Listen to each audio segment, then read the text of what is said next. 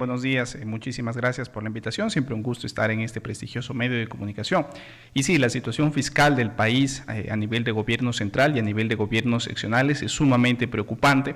La falta de recursos para atender las necesidades, primero de funcionamiento habitual en temas de gasto corriente y segundo ya de gastos de inversión, es grande, ¿no?, esta necesidad. Y lastimosamente la forma en cómo recibió el actual gobierno las arcas fiscales da lugar a esas preocupaciones a nivel de gobiernos seccionales, pues hay atrasado una gran cantidad de pagos a los gobiernos seccionales que han tenido que sobrevivir con los ingresos que provienen de la recaudación de tasas y tributos locales. Sin embargo, recordemos que el total de las transferencias que hace el gobierno central es sumamente importante para los gobiernos seccionales.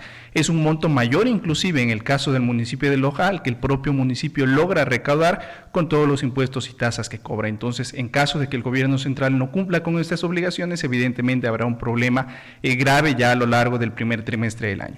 Ya. Y como le decía que es un tema tan serio, tan técnico y tan formal, ¿ustedes como Cabildo algún rato sesionaron para tratar estos temas? Porque la gente dice que la vida de ustedes es sesionar y cobrar, pero no, yo pienso que debe haber habido algún momento que el alcalde los convocó. A ver, vengan, como tiene mayoría incluso, le es más fácil. O sea, conversemos, tratemos este tema que se nos viene encima. ¿Lo han tratado o no? Lastimosamente no ha existido convocatoria por parte del Ejecutivo para tratar estos temas, lo cual es sumamente preocupante. Más bien, como algunas iniciativas dentro del propio Consejo Municipal, se han discutido algunas alternativas como tal, pero no ha existido ningún llamado por parte del Ejecutivo para eso. Y por iniciativa de usted, o sea, sí viene la borrasca economista, o sea, sí, se viene un vendaval que no lo va a poder parar nadie ahí. Imagínense, por ejemplo, problemas de agua, que son escasez de agua, porque hay su problema técnico. Los problemas técnicos igual requieren recursos, economistas, no se olvide. Por supuesto. Y respecto a lo que usted acaba de mencionar, hay algo que yo lo manifesté en redes hace unos días atrás, precisamente a propósito de este gravísimo problema que nosotros tuvimos con el plan, entre comillas, maestro de agua potable, ¿no? Si es que nosotros tenemos una cantidad muy limitada de recursos, lo lógico sería que prioricemos el gasto para atender aquellas necesidades que están en la parte superior, en temas de prioridad para la ciudadanía, y con esto me refiero a agua potable, alcantarillado, vialidad, seguridad. Lastimosamente eso no se ha venido haciendo. En el mes de junio, como parte de la labor de fiscalización, le solicité al señor alcalde que se nos haga llegar cuál es el plan que él había manifestado a lo largo de su campaña y que había dicho ya durante los primeros días en funciones que él tenía para dar solución en el corto plazo, una suerte de paliativa a los problemas que teníamos. Porque sabemos que debido a los lugares donde transitan las líneas de conducción que van hacia la planta de tratamiento de Carigán, parte del plan maestro de agua potable, siempre vamos a tener problemas, y remediar eso va a requerir una inversión millonaria que lastimosamente en la actualidad Loja no es capaz de afrontar. Pero mientras eso sucede, se pueden tomar algunas medidas alternativas para evitar esos problemas, o en el caso de que exista, como sucedió en días anteriores, un deslizamiento que dañe las líneas de conducción, se puedan tomar medidas alternativas de interconexión, uso de tanques de reserva y demás dentro de la ciudad. Se presentó un plan en el mes de junio, pero hasta la fecha, hasta el día de hoy, no se ha ejecutado absolutamente nada de ese plan. ¿Se presentó un plan por parte de quién? ¿Del alcalde? Del alcalde, en efecto. Y usted mencionaba que le había encarado de que él en su plan, en campaña, presentó alguna solución, alguna propuesta. Sí, en efecto, lo hice inclusive por escrito para que quede el registro de ello. Se me hizo llegar igualmente por escrito este plan. Le volví a consultar cuando debatíamos sobre el presupuesto para el año 2024, porque eso no constaba en presupuesto. Se nos hizo conocer que eso iba a gestionarse a través de financiamiento internacional. El día de ayer conversamos también con el director de UMAPAL y se volvió a repetir eso. Pero ¿a qué quiero llegar? Días atrás, en los últimos días del mes de diciembre, porque no se había ejecutado ese dinero en los meses anteriores, salió un gran número de procesos. Si uno ingresa a la página del CERCOP, se va a dar cuenta que en el mes de diciembre hay cerca de 40 procesos subidos por el municipio de Loja, ¿no? En una época en la que justamente el alcalde delegó este tema referente a las compras públicas a su asesora, ¿no?, debido a que el alcalde estuvo fuera con permiso médico. Ahora, el asunto es que dentro de eso, por ejemplo, hay cerca de $500,000 que se destinan a cubiertas de canchas, a graderíos, a la construcción de casas comunales y demás, que por supuesto son importantes, pero si nosotros los ponemos en la balanza de las prioridades, comparándolos con el agua potable, evidentemente el agua potable tiene un peso muchísimo mayor o debería tener un peso muchísimo mayor. Y si estamos hablando de que tenemos una escasez de recursos, no podemos darnos el lujo de no priorizar, de no utilizar ese dinero que nosotros tenemos tan escaso para aquellas cosas que son prioritarias, en este caso para el propio plan del Ejecutivo o para empezar, porque obviamente no iba a alcanzar, el total de la inversión ascendía a 9 millones según su plan. Al menos en lo más básico, la construcción de los sistemas de bombeo que proponía la construcción de uno de esos tanques de reserva, al menos con esos $500,000 se hubiese podido empezar aquello. No recuerdo con precisión en qué tiempo comentaba el ingeniero Bailón que se gastó $2 billones solo en mantenimiento, porque es un problema. Es decir, cada vez. ¿Y por qué le digo eso, economista? Es porque cuando le decía yo que lo técnico requiere de recursos. Usted manda una cuadrilla, gente, técnicos, ingenieros, repuestos, y todo eso es dinero. Todo eso es dinero que debe estar por ahí, ¿no? Hay que comprar algunas cosas, material,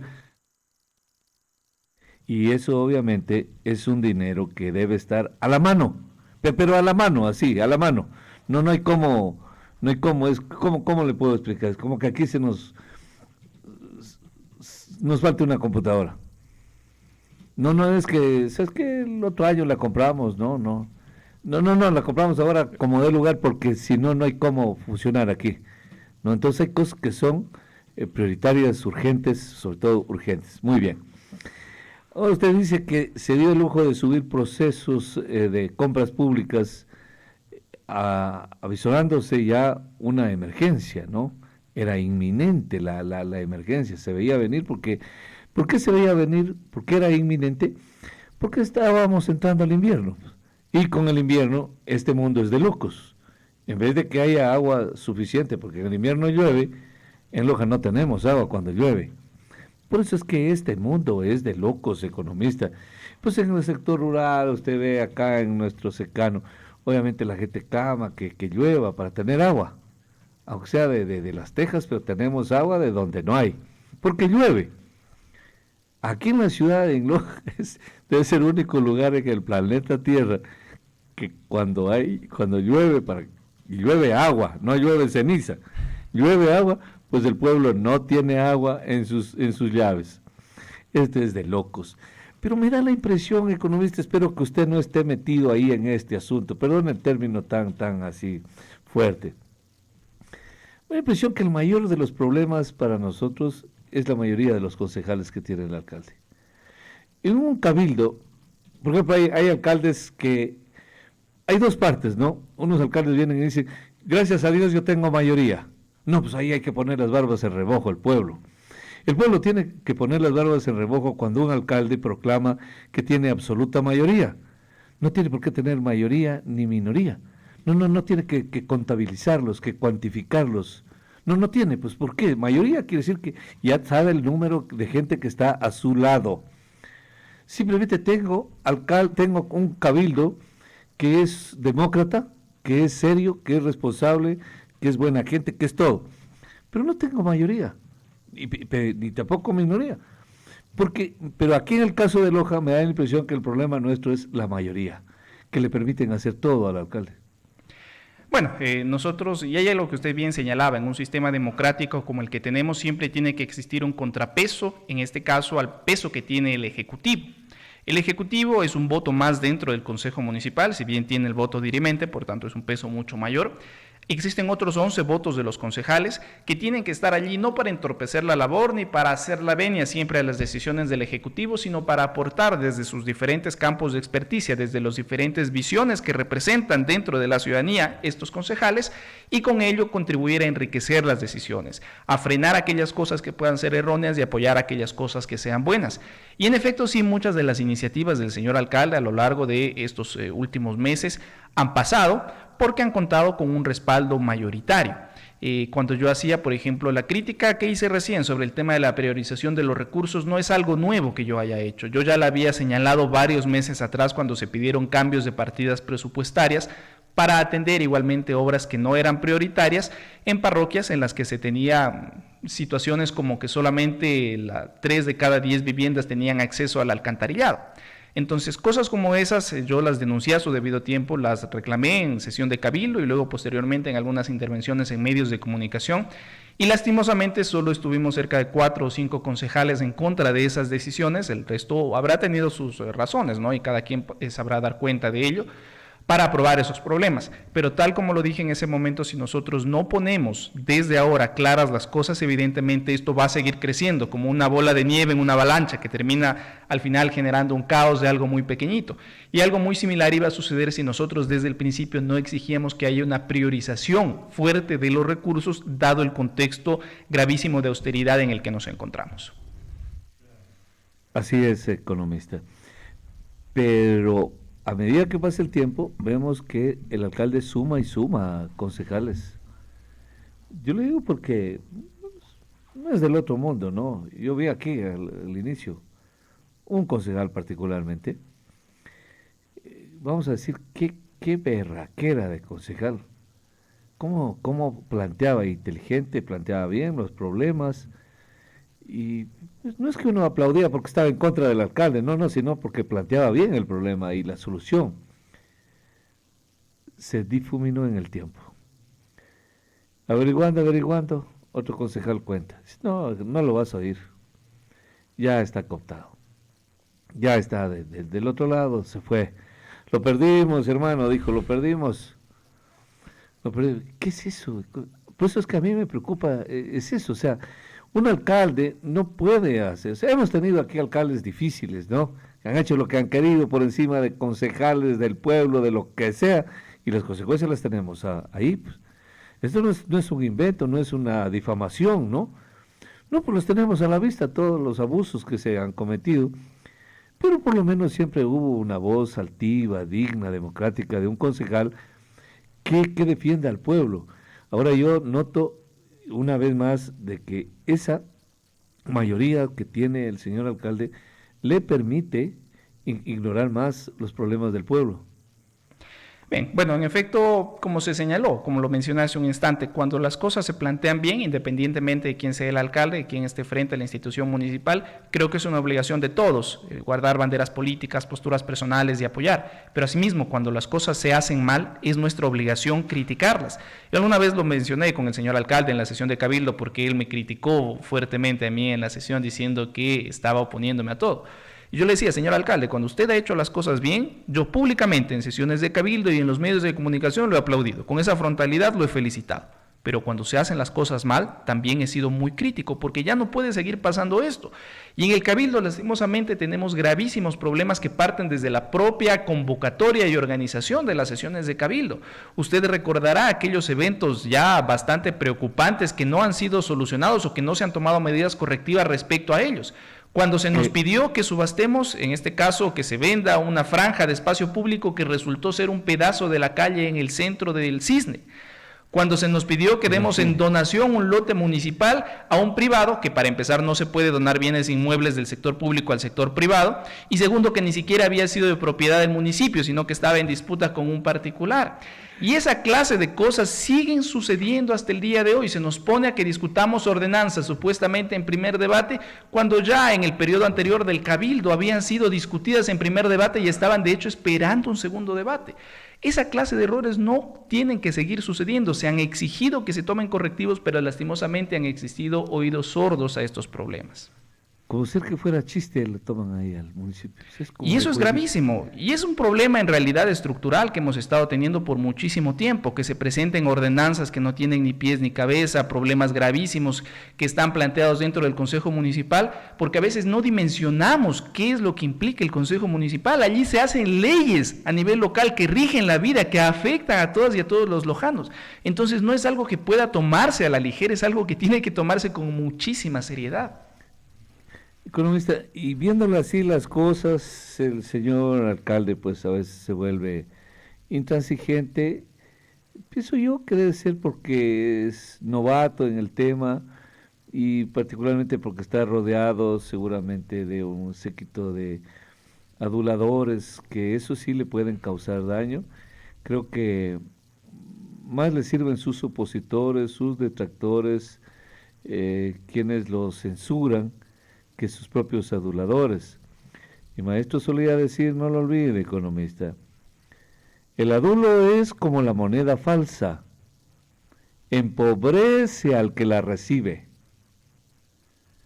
Entonces, comete error tras error, no hay problema. ¿Sabe cuál es el problema? Es que esos errores las terminamos pagando todo el pueblo, economista. Es un retraso de 4 años, de problemas, una sola obra puede señalarnos usted hasta el momento, una obra emblemática. Más que emblemática, útil, útil. Porque eso a veces emblemática nos hicieron poner, por ejemplo, que la Puerta de la Ciudad era una obra emblemática de Loja. Es un emblema. Cosa que yo he visto de esas por cientos en el Perú.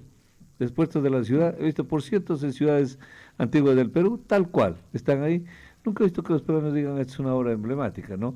Pero una obra útil, para contarle justamente a propósito del Perú lo que contó ayer un amigo. Qué manera de contar cosas esta gente, pero una obra útil, economista. Que haya sido finalizada, lastimosamente no podría citar ninguna. Eso es grave, eso es preocupante. Y como yo le había señalado, basta hacer un examen a lo que está subido en el portal de compras públicas. La ventaja es que es información de libre acceso. Y uno entre el mes de mayo y agosto no ve ningún proceso subido. En agosto se empiezan ya a subir algunos procesos referentes a temas de compra de insumos y cosas necesarias para el funcionamiento de algunas de las cosas que tiene el municipio. Y es en el mes de diciembre que uno ve subidos, sobre todo el 29 de diciembre, una gran cantidad de procesos de contratación. Allí hay algunas cosas positivas, por ejemplo, alcantarillado para algunos barrios en parroquias rurales, algunas obras de infraestructura básica para la ciudad de Loja, que yo lo felicito, estoy completamente de acuerdo, espero que se puedan ejecutar durante los 2 primeros trimestres de este año y con ello podamos contar ya con algunas cosas que se estaban reclamando precisamente hace un instante, pero asimismo he tenido que criticar, tal como acabo de felicitar hace un instante que ya por fin se hayan subido esas obras al portal, también tengo que criticar que muchas de las obras que están allí contempladas no son prioritarias, sobre todo en el contexto en el que se necesita una inversión urgente para temas como el agua potable, que lo acabamos de sufrir, prácticamente 5 días sin agua potable, quienes vivimos, y me incluyo porque vivo en ese sector, en los barrios occidentales de Loja. Claro, no quisiéramos, o sea, uno es como ensañarse, ¿no? De tratar pero es la desesperación, es el amor a la ciudad, de ver que avance. Es este amigo que no recuerdo cuál fue, tantos que uno conversa ayer, y fue acá en la radio, que me decía el tema turístico. ¿Y cómo venían peruanos? Venían peruanos de turismo. Y bueno, pero eso no es de ahora, de este alcalde, también hay que decirlo. Entonces de repente caminaban, veían la ciudad, vamos a ver la puerta de la ciudad, la más bonita, cosa de centros comerciales, que hay, Catacocha hay uno más bonito que el mercado centro comercial de aquí. La verdad es esa, más bonito. La hizo un arquitecto, calladito, se fue, alcalde, arquitecto. El arquitecto era alcalde. La hizo, nunca hizo bulla y se fue, dejó ahí su obra. Y decía, ¿sabes cuál era el problema, hermano? La gente pues quería ir a pasear por el filo del río. Los turistas. Vamos, se ve facilito, pues lleva al Parque Bolívar, al parque, te ven un río y vamos al malecón. Pues. Lo primero que hace la gente es eso. Vamos a caminar. Había que correrlo rápido pues porque no aguantaban la pestilencia del río. Hasta el día de hoy.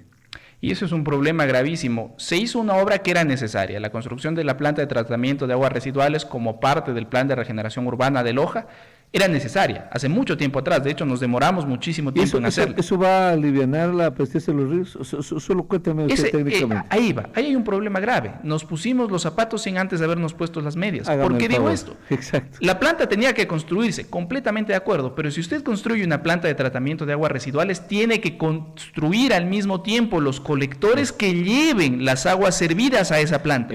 Y eso en Loja lastimosamente no ha sucedido. Estamos recogiendo, por ejemplo, de las áreas regeneradas, de algunos de los barrios cercanos al centro de Loja, pero no de todos. Y eso da lugar a que inclusive en el sector de la puerta de la ciudad, que justamente lo discutíamos como emblemático no hace un instante. Se unen los dos ríos. Exactamente, en esa zona hay una descarga de aguas servidas al río y por eso es la pestilencia en esa zona en la que tenemos inclusive un mercado. en la que tenemos un monumento que es uno de los que más visita la gente cuando llega aquí a Loja. Y es un problema gravísimo. La planta de tratamiento de aguas residuales, la última vez que hicimos una evaluación a finales del año anterior, estaba funcionando solamente cerca del 40% de su capacidad. Estaba recibiendo poco más de 300 litros por segundo cuando tiene una capacidad superior a los 700 litros por segundo. Y eso es gravísimo. Tenemos sobre todo la zona occidental, que es donde está asentada la mayoría de la ciudad, que no están conectadas a los colectores que van a la planta de tratamiento de aguas residuales. Entonces, eso es un problema gravísimo. El alcalde ha dicho que ha estado gestionando ya con la cooperación francesa para el próximo, bueno, ya para este año, de hecho, ver si es posible lograr el financiamiento.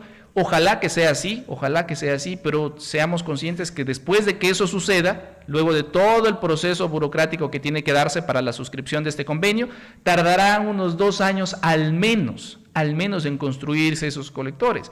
Entonces, ¿qué sentido tiene haber construido una planta de tratamiento de aguas residuales si no construimos los colectores necesarios? Muy bien, vamos así, pero es tenebroso esto. Pero lo está pagando el pueblo. Como en ese caso, sí, debo decirlo, no es responsabilidad de la actual administración, sino de las tres o cuatro administraciones, porque hemos tenido 4 alcaldes en ese periodo. Al ingeniero Bailón no hay cómo preguntarle ya. Pero el exalcalde de Castillo, ¿sabe lo que dice? Que el problema es por la autorización de urbanizaciones nuevas que se han construido en las cabeceras de estas quebradas, ¿no? Y que autorizan. Y entonces tal como dice, ninguno de los del pasado tienen autoridad para hablar, porque igualmente, no se olvide, los dos estuvieron 30 años, compañeros de escuela se pegaron 30 años en el municipio y no asearon, vamos a poner, el río, pero ni en una cuadra, no hubo nada, no hicieron una sola gestión, ni la más mínima gestión para sanear esos ríos. Y es algo que estamos pagando las consecuencias ahora, lastimosamente. Repito, la planta era súper necesaria, completamente de acuerdo, pero paralelo tenía que hacerse las obras de infraestructura necesarias para llevar las aguas provenientes del alcantarillado sanitario de los hogares a la planta de tratamiento. Si no hacemos eso, ¿qué sentido tiene haber construido la planta si apenas estamos usándola al 30% de su capacidad? Y así pasará unos 4 años más hasta que por fin se logren construir los colectores, sobre todo el sector occidental. De todas maneras, no es muy inútil mi pregunta, en serio, no, ojalá no la banalicemos mucho, porque y eso estamos pagando, y eso vamos a seguir pagando, una cosa que no sirve, que no es útil, tal cual, seguimos aquí, tengo las computadoras al lado, me traen una computadora, oye, pero es una buena marca y lo que sea, pero no sirve para este propósito, no la compro. ¿Cómo la compro? Me cuesta a mí el dinero. Pero como son recursos públicos, en el Estado pasa eso, economista. Lo importante es el contrato. Lo importante es contratar para llevar lo que sabemos. Entonces, por eso que nosotros tenemos un problema en este país, que las pandillas, que los terroristas, que los delincuentes, que hay que saber, pero ¿por qué? Porque roban en las calles, cierto es que cometen crímenes más deleznables, pero los políticos han saqueado a este país, han robado 1000 veces más que cualquier delincuente terrorista, esos que nosotros tanto despreciamos, y no les pasa nada, y son señores a los que hay que respetarlos. ¿Qué le parece eso a usted? Y que es triste que la corrupción haya terminado casi institucionalizada en nuestro país. No ha habido gestión de funcionario que no se haya visto empañada por alguna denuncia, y eso es triste porque lastimosamente primero se ha terminado denigrando por completo a la gestión política, y eso ha hecho que gente muy buena y muy valiosa se aleje de la política porque le ha visto algo malo, ha hecho que los propios jóvenes apenas cumplen la edad necesaria para votar se sientan con desesperanza y no con ilusión de que su decisión va a contribuir al desarrollo del país. Eso es tristísimo. Pero además ha contribuido a que muchísimos recursos útiles para el desarrollo de los cantones, de las provincias y del país en general no hayan sido utilizados como corresponde.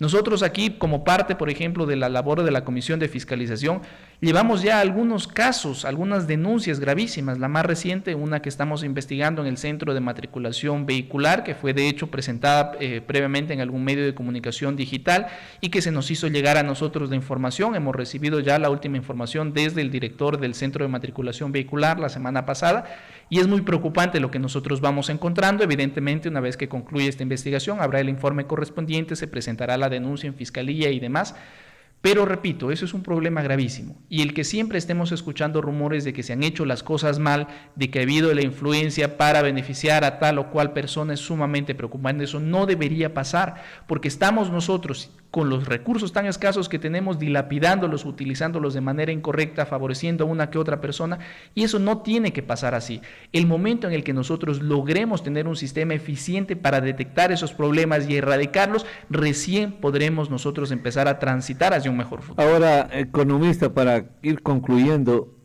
nos parece interesante y a todo esto, pero sabe que al menos en este trabajo periodístico, yo he vivido siempre estos periodos, concejales bien berracos, bien formados, inteligentes, insobornables, muy honestos, por el hecho mismo de ser preparados. Por ahí va, porque no se olvide usted que los vicios son hermanos, las virtudes también. Aquel hombre que no tiene ninguna preparación expresa fácil del vicio, de la corrupción, pero los hombres que son preparados, de hecho, tienen una gran formación ética, formal, intelectual, son inclaudicables. Hay que mirarlo así a la vida, no es muy difícil identificar. Me preocupa una cosa, es que repetimos lo mismo, o sea, cada periodo. Los concejales valientes, sí, ya no hay problema, ¿no? Sí, pero de ahí no pasamos, porque el resto se vende. El resto se vende, el resto se compromete con el poder. Y obviamente pasa lo mismo a los concejales que le pasa a un periodista. Si los concejales están cerca del poder administrativo, político del alcalde, obviamente están lejos del pueblo.